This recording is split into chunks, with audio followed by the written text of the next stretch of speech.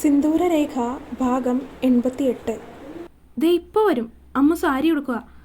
അവൻ അവൾക്ക് കേൾക്കാനാവാത്ത രീതിയിൽ ഉണ്ണിയോട് പതുക്കെ മറുപടി കൊടുത്തുകൊണ്ട് വേഗം തന്നെ ഫോൺ കട്ട് ചെയ്തിരുന്നു. എന്താ മനുവേട്ടാ, ആകെ ഒരു കള്ളത്തരം പോലെ. മുഖത്തെ കള്ളത്തരം നിറഞ്ഞ ഭാവം കണ്ടതും അവനെ ഒന്ന് നോക്കിക്കൊണ്ട് അമ്മാളു സംശയത്തോടെ ചോദിച്ചു. എനിക്കോ? ഏയ്. അത് പറഞ്ഞ് സാരി ഉടുത്തുകൊണ്ടിരിക്കുന്ന അവളെ വീണ്ടും അവൻ പിന്നിലൂടെ പുണർന്ന് ഒട്ടി നിൽക്കാനൊരുങ്ങി. ദേ മനുവേട്ടാ, നീങ്ങി നിന്നോ, അല്ലെങ്കിൽ തന്നെ എനിക്ക് ദേഹം മുഴുവനും നീറുക. അവൾ പറഞ്ഞതും അവൻ അവളുടെ അടുത്ത് നിന്ന് നീങ്ങി നിൽക്കാൻ ഒരുങ്ങിയപ്പോഴേക്കും അവൾ അവസാനം പറഞ്ഞത് കേട്ടപ്പോൾ തന്നെ അവൻ അവളുടെ ഇടുപ്പിലൂടെ ചുറ്റിപ്പിടിച്ച് തനിക്ക് നേരെ തിരിച്ചു നിർത്തി. എവിടെയാ നീറുന്നേ? പോടാ. അവളെ നോക്കി കുസൃതി ചിരിയോടെ അവൻ ചോദിച്ചതും അവൾ മുഖം വീർപ്പിച്ചു കാണിച്ചു. ഹാ, അങ്ങനെ പറയല്ലേ, ചേട്ടൻ നോക്കട്ടെ.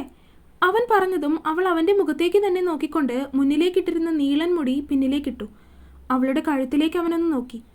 ഒന്നല്ല രണ്ടല്ല മൂന്നല്ല 5 പാട് നേരെ കാണാം, കഴുത്തിലും ഷോൾഡറിലും ഒക്കെ ആയിട്ട്. മനു ഇനിയും ഉണ്ടോ എന്ന് നോക്കാൻ അവളുടെ ബ്ലൗസിൻ്റെ നെക്കിലൂടെ ഒന്ന് വിരലൊടിച്ചു. അവൾ ആ വിരൽ ഇങ്ങനെ തന്നെ പിടിച്ചു വെച്ചു.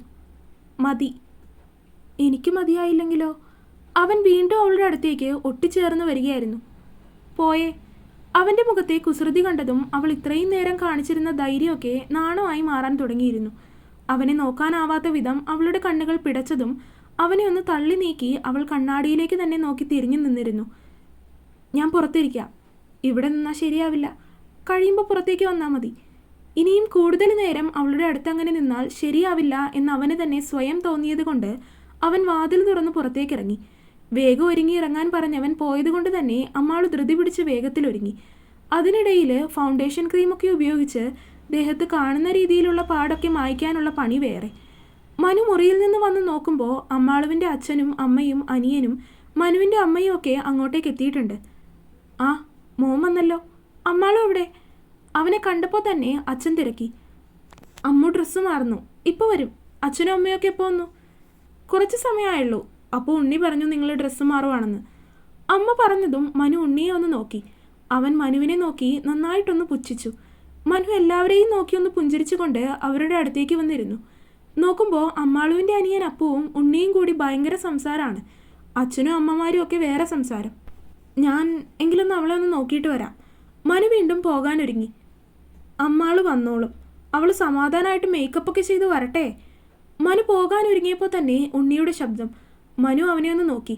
നോക്കുമ്പോൾ ഉണ്ണി അവനെ നോക്കി വീണ്ടും പുച്ഛത്തോടെ ചിരിക്കുകയാണ്. മനു അവനെ ഒന്ന് കൂർപ്പിച്ച് നോക്കി. ശേഷം അവിടെ സോഫയിലേക്ക് തന്നെ ഇരുന്നു.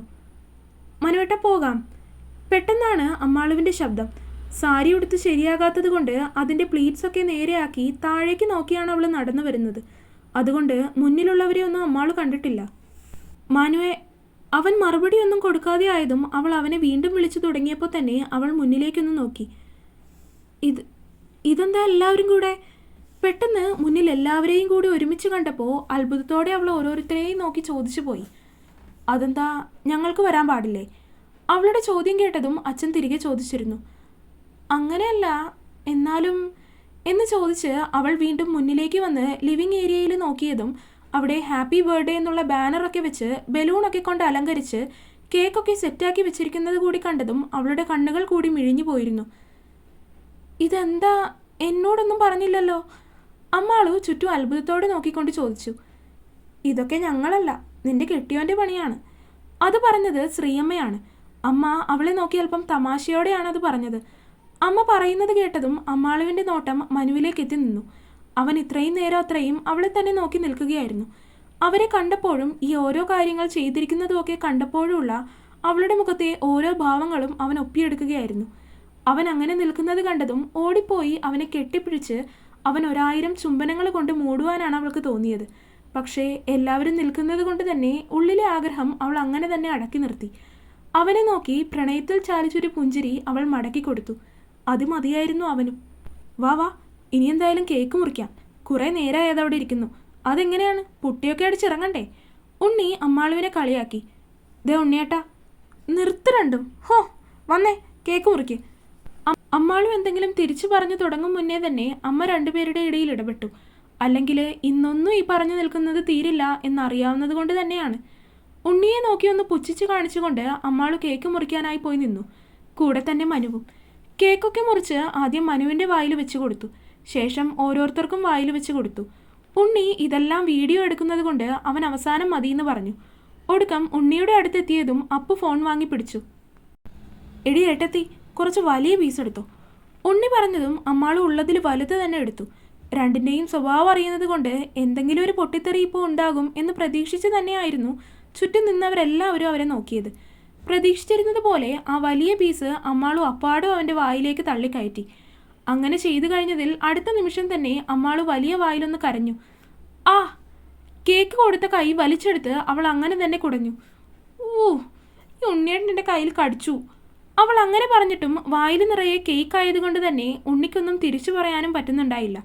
അമ്മാള് ഉണ്ണിയെ കൂറിപ്പിച്ച് നോക്കിക്കൊണ്ടാണ് നിൽക്കുന്നത്. ഞാനിപ്പോൾ വല്ല കേക്ക് അണ്ണാക്കി കുടുങ്ങി ചത്തേനെ.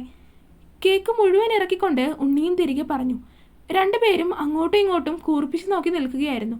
ഇവരുടെ ഈ വഴക്ക് അമ്മാളുവിൻ്റെ അച്ഛനും അമ്മയ്ക്കും അത്ര സുപരിചിതമല്ലാത്തത് കൊണ്ട് രണ്ടുപേരും ഇരുവരെയും നോക്കി നിൽക്കുകയായിരുന്നു. എന്താ അമ്മാളു ഇത്? ഇങ്ങനെയാണോ ചെയ്യേണ്ടത്? അവൾ അങ്ങനെ ചെയ്തതും അമ്മാളുവിൻ്റെ അമ്മ വഴക്ക് പറഞ്ഞ് മുന്നിലേക്ക് വന്നു. അയ്യോ ആൻറ്റി, വഴക്ക് പറയല്ലേ, ഞങ്ങൾ ഇങ്ങനെയൊക്കെ തന്നെയാ അല്ലേടി? അമ്മാളുവിൻ്റെ അമ്മ അവളെ വഴക്ക് പറഞ്ഞ് മുന്നിലേക്ക് വന്നപ്പോൾ തന്നെ ഉണ്ണി വന്ന് അവളെ ചേർത്ത് പിടിച്ചു.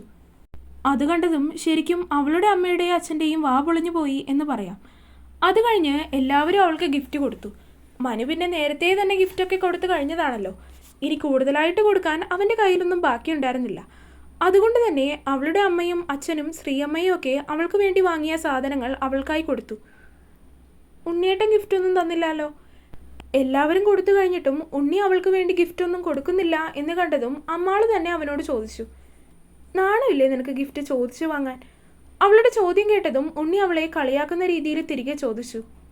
പക്ഷെ അപ്പോഴും അതൊന്നും തന്നെ ബാധിക്കുന്ന കാര്യമല്ല എന്ന രീതിയിൽ അവൾ തനിക്കുള്ള ഗിഫ്റ്റ് എവിടെ എന്ന മട്ടിൽ അവനെ നോക്കി നിൽക്കുവാണ്. എൻ്റെ കയ്യിൽ ഗിഫ്റ്റൊന്നുമില്ല, അവൻ വീണ്ടും പറഞ്ഞു. അമ്മാളു അവനെ കൂർപ്പിച്ച് നോക്കി. ഇനി ആ കേക്കിൻ്റെ താഴത്തെ ടയറിൽ എന്തെങ്കിലും ഉണ്ടോയെന്ന് നോക്ക്. ഒരു 2 ടയർ കേക്കാണ് വാങ്ങിയത്. അതിൻ്റെ മുകളിലെ കേക്ക് മുറിച്ച് അതാണ് എല്ലാവരും കഴിച്ചത്. താഴെയുള്ള ഭാഗം മുറിച്ചിട്ടില്ല.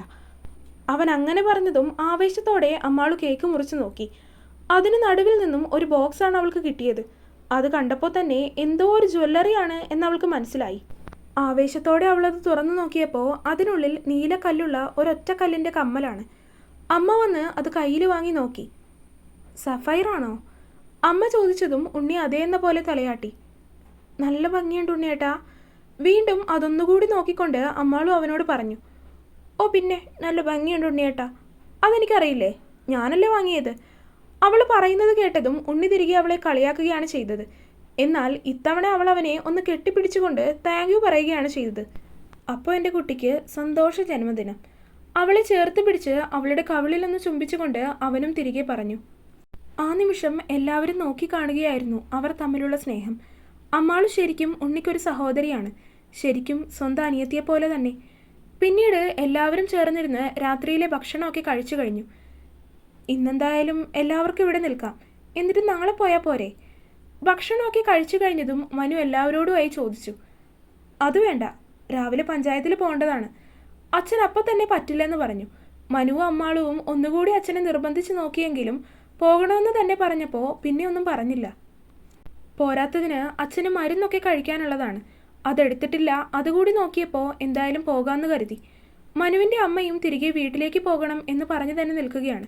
ഇനി ബാക്കിയുള്ളത് ഉണ്ണി മാത്രമാണ്. തുടരും.